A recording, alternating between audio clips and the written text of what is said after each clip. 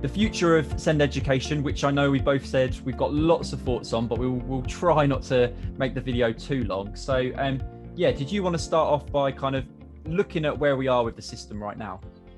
Yeah, so I think it's important to clarify that it's not just you and I saying, oh, we don't think the SEND system is very good. There was a report, a big investigation done by the Education Select Committee that found that the SEND system is not fit for purpose. And Ofsted have also done an inspected SEND services and also found that the system that we currently have does not serve young people well. So I think that we have to say that there's widespread consensus. What we currently have is not working for our young people. But I know that you and I, Kierran, both feel that we need to have the voice of children and young people at the heart of whatever happens. Obviously, that's a big part of the work you do. And I know you've worked with young people, haven't you, Kierran, about what do they think good practice would look like? Yeah, exactly that as well, that word, good practice. So last year we looked at a project called Good Practice Seekers, which was looking, first of all, we spent some time with young people and they told us about what inclusion meant to them and what it could look like in schools. And as you said, it's really important that we get their voices in all of this.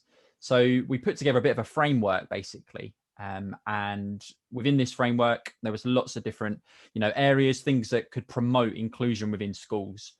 And then there were schools that we went and visited. So the young people did these visits themselves, looked around, and really, again, then fed back to the senior leaders about what they found out. Now, I know we're going to talk a bit about it later, but what these schools needed to do was to really support what the young people were saying. So we needed the buy-in from the senior leaders if there was going to be any impact. And we saw it. We saw afterwards that the things had changed from what the young people had said. So they made some recommendations.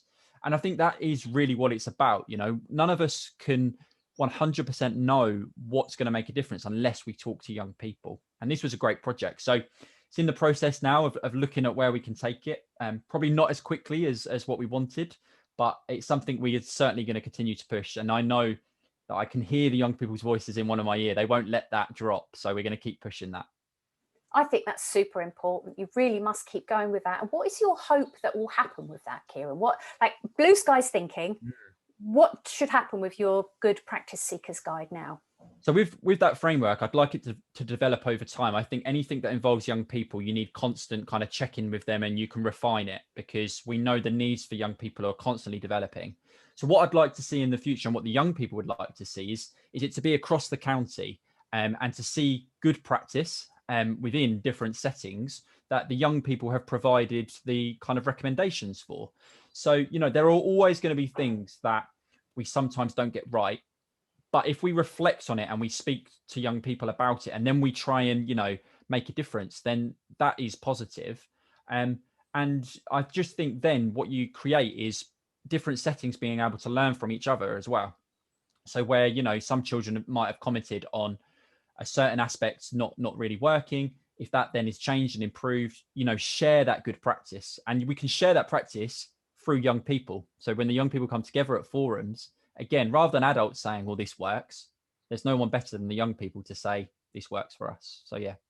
100%, Kierran. So have you shared this Good Practice Seekers with people in the local authority that make decisions, and what was the result? Yeah, so it was a joint project originally with SENDIAS team and the Essex Youth Service. So once that had been completed, we wrote a report and we presented it to the SEND Innovation and Participation team. And then from that, it has then been presented, not by us, but by them onto the head teachers roundtable. And I think at this stage, as I said, they're still looking at where that could go. We have started to join that conversation again. I think, as I said, the young people won't let it drop. So it's not a project that will just disappear. I won't let that happen. And sometimes, trying to get the right people around the table is a challenge. I will be very honest about that. So, where we go with it. But I know SENDIAS, they're really, really keen to push this forward. So I hope, especially when we have more children back in schools, that we'll be able to pick this back up again, involve some of the young people that were involved before, but also some more young people, and start getting back out to schools, and get back on that journey, as I just said. So it'd be great if we could have this across the county eventually. Yeah, that's the dream, isn't it? And I think that we can all accept and see that young people with additional needs are the ones who've also been the most negatively impacted as a result of the COVID situation that we found ourselves in. So, there's an awful lot of children that have had to suffer an awful lot more difficulties and difficult conditions that mean that their progress is going to really struggle. So I think that moving forwards, we have to have the voice of young people involved in that. And I also think that from this period that we've had of school closures as well, I think parents probably have learned even more about their child's learning, their child's needs, and what kind of support their child would need at home. And as I was thinking about what we should talk about in this video today, I was doing a little bit of research around, and I was minded that there was a big report into special education nearly 40 years ago called the Warnock Report, which recommended that the SEND system should view parents as partners. And then moving forwards more recently in the Children and Families Act 2014 makes it very clear that decisions about the education of children with additional needs should be made in partnership with parents. And the SEND Code of Practice from 2015 says that parents should be involved and be seen as experts. But despite all of these key bits of legislation, I think that has been largely overlooked within our system, that there feels very much that there's a power imbalance, that the Education Authority and its agents hold all the so-called power and the resources, and that parents really seem to have very little power within that system. So, for example, all of the services to support children are targeted through schools. They're not targeted at the young people and their homes. That means that whatever support's available is difficult for families to access. What's your view on that, Kierran, in relation to young people's perspective from that?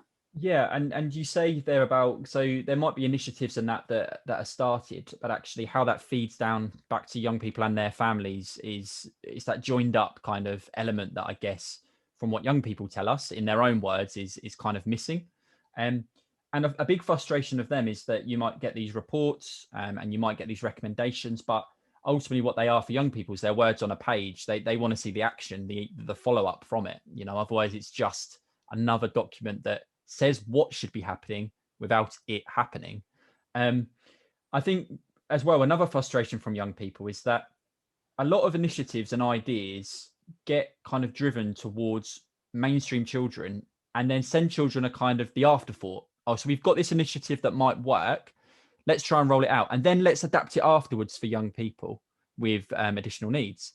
And what a lot of them have said to us is, hold on a minute, why don't we look at initiatives that work for children with additional needs? So flip it round and then look at rolling it out. Because actually, a lot of good practice that can work for children with additional needs could then also work with all children, rather than creating loads of work, doing it the other way around. So I think for me, that's kind of what I hear mostly from young people is that, again, you might have these reports, have these kind of standards as such, but a lot of these standards, the children with SEND are missed out with that. Even if, they are directly written about these groups of children, what comes from it is not often always seen by them. Yeah, I think that definitely backs up the experience I've had of working within the SEND system all these years. We have endless consultations, questionnaires, reports, but getting it implemented feels like trying to nail jelly to the wall. Something gets in the way of being able to implement those changes, and I don't understand what it is, and I don't think young people and their families understand what those barriers are either.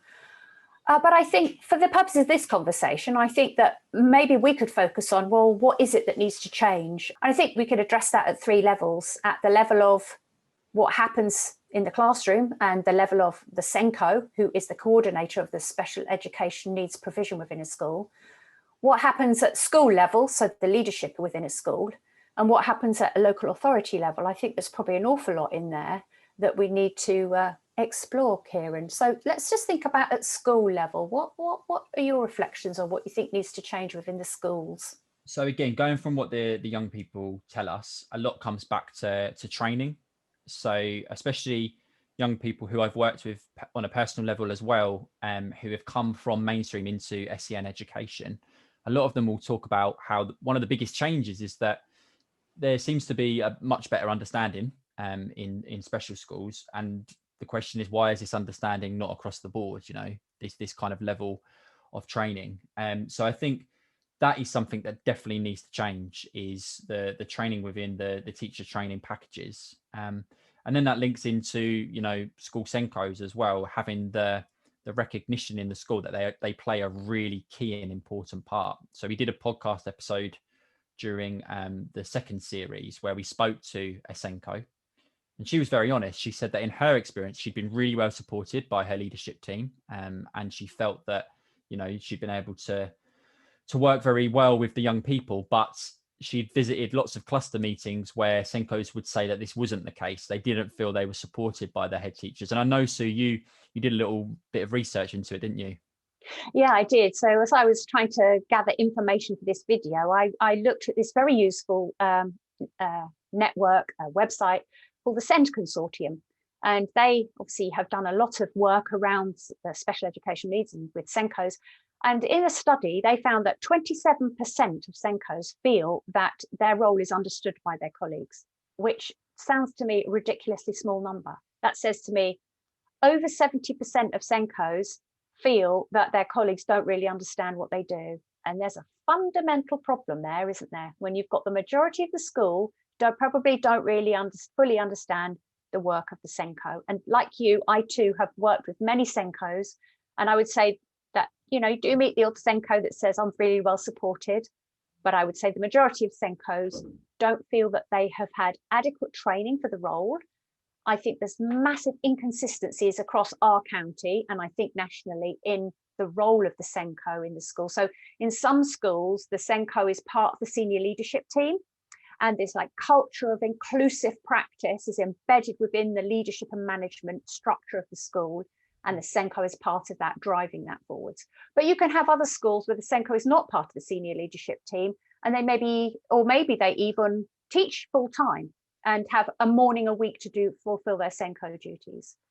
So I think that there are a huge number of issues that need to be focused on there in terms of supporting SENCOs, and then translating that into the classroom. What do you think, Kierran? Yeah, absolutely. I think touching on leadership there again. So, you know, again, do the leaders even have the understanding of what a SENCO could be or should be doing in a school? And I think that's really important. I was lucky recently to complete the ESSET leadership course, which is a course that's been designed by head teachers from special schools in Essex.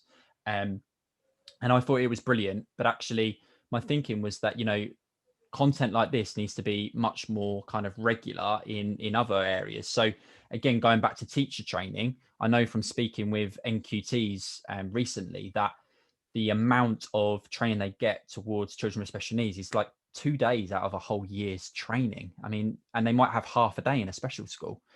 I'd like to see two things here. I'd like to see obviously that greatly improve the amount of content they have around all learners. But secondly, I'd love to see in the future a training package that is designed specifically around children with additional needs, and have a whole year looking at that, and people who are really passionate about going into that field. I think that would be brilliant. And you get kind of obviously these consortiums, these teacher training consortiums, and I'd love to see one kind of based in a special school in the future where you kind of really understand it and it's developed with the young people as well. So frameworks like the good practice seekers could feed into that. I know we're talking blue sky here again, but you know, you always have to start somewhere. And I think, you know, every dream can be achieved if you've got people that want to push it, and young people are the best people to do that. So yeah, leadership, I think, is really, really key. What do you think, Sue? Yeah, absolutely, 100%. And again, in this research that I've been doing to try to find out more about what's happening nationally within our schools, 46% of SENCOs felt that their role was understood by their senior managers. So that means that the majority of SENCOs feel that their senior managers don't understand what they're doing. And there we have a massive problem. It's always about leadership, isn't it? So I think that what we need are school leaders with visionary ideas about inclusive practice, with SENCOs that are part of the senior leadership team, SENCOs that are given sufficient resources, status and influence and time more than anything else to undertake their role. And like you, with the SENCOs I've worked with, I find that mostly they have reported that they did not feel that the SENCO training adequately prepared them for the job that they do.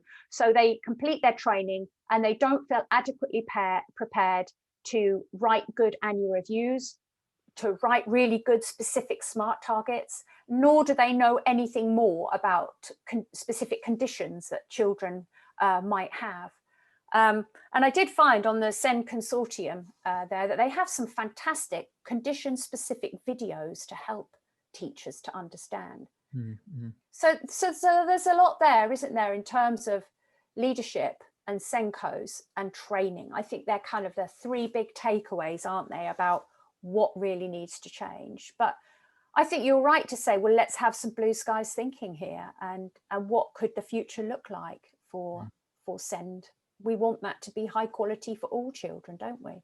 Yeah, and I'm sure you get frustrated too as well when we hear conversations, or we're involved with conversations where it's real basic kind of expectations of what we should be doing and what we should be expecting. You know, we surely now, you know, SEND education is not a new idea. You know, it's been around, and we seem to be, you know, having the same conversations. And again, I know, so you've got a lot more experience than me, and you've said, you know, even before, you know, probably I was still at school, and you were still having these conversations. So, you know, it really is frustrating. And the only way I think that it can change is by listening to young people, is by listening to families, and then by looking at it as a whole school approach. Because I know we've pointed out SENCOs here, but you know, SENCOs are going to be one person part of a big kind of machine. So that's why the leadership needs to be strong and the kids need to be at the heart of it. Absolutely. But I think there's also another piece here. So we've thought about SENCOs and we've thought about the leadership within schools, but there's another piece there about local authorities, isn't there? That for me, what I see is a huge inconsistency across the board of SEND provision. So I know in the northeast of Essex, where we're based, that there's some pockets of absolutely outstanding practice. But I know from the families that are reporting to me that there are also school provisions made for children that are not sufficient, that are not good practice. And so I think that has to be addressed, doesn't it? You know, how can we have good SEND provision when nobody seems to know what's like the minimum standard? What does that look like? We need to have that, don't we? I know that in some counties have been developing like a package that explains this is what the minimum standard looks like. But for me, a local authority kind of level, the issue is, well, you could set that out, but how will you implement it?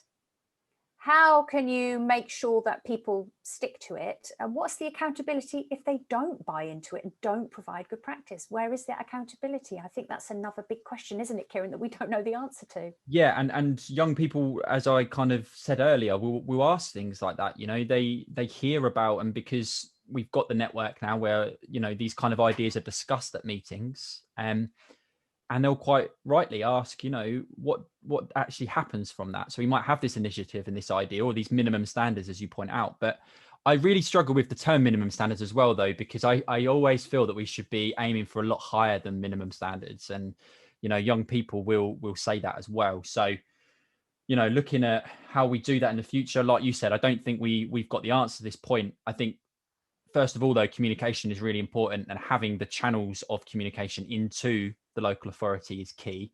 But also, as I obviously keep reiterating to all of their teams, that children's voice has to be at the heart of everything, along with, you know, families as well. And I hope we start to really develop that. And I know we've obviously started the network in the northeast, and I hope things really start to develop in other areas too. So. Yeah, I feel really positive about the Northeast Essex SEND family network that we're part of, Kierran. I really feel that we've got local groups that are supporting young people and their families. And like we have said in our other videos, I think any change has to be from the bottom up. I think here we are, like I said, we had the Warnock report 40 years ago, and we're still sitting pretty and waiting for that to transpire. We had the Children's and Families Act 7 years ago that says that parents must be in part of decision-making processes. And here we are, really still waiting for that to be fully embodied, fully embraced and delivered. So I think it's got to be from the bottom up. And I think that means that networks like ours, we have to just keep raising the issues, keep having the conversation, and keep asking what's happened to the good practice seekers guide, where's it gone and what's going to happen to it, and what's happened to this list that we've presented from families that say that these are the issues we'd like addressing, please. We just need to keep having that conversation, don't we? Yeah, absolutely. And as we said, Sue, neither of us are sitting here as kind of saying that, we're experts or anything like that, or that we have all of the answers, or that we're pointing the fingers at anybody in particular. This is about raising awareness. It's about keeping these conversations going, and it's something that we want to continue doing. So I know, as we've mentioned in other videos, we'd love for you to kind of leave your comments, to get involved, so that we can continue raising those issues. That's important to say as well, isn't it, Sue?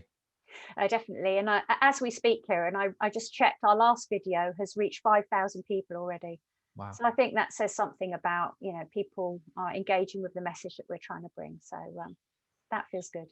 Yeah, absolutely. Well, I'm sure we'll have further conversations in the future. And thank you to, as Sue just said, everyone who has engaged. And yeah, as I mentioned as well, please do get in contact with your views and ideas.